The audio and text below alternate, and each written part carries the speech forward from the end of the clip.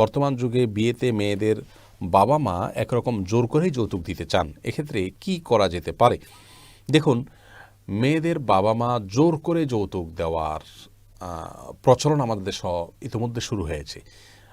প্রকৃত অর্থে এই জোর করাটাও জোর করা নয়। এটা বেশিরভাগ ক্ষেত্রেই জোর করা এজন্য যে মেয়েটার সুখ শান্তির জন্য না দিলে অসুবিধা হবে, সুখ শান্তির ব্যাঘাত হতে পারে, সে জায়গা থেকে তিনি জোর করেন। আরেকটা হলো যে সবাই দেন, সমাজে এটা প্রতিষ্ঠিত হয়ে গেছে, প্রচলিত হয়ে গেছে, এখন আমারও দেওয়া উচিত, সেই জায়গা থেকে তিনি জোর করেন।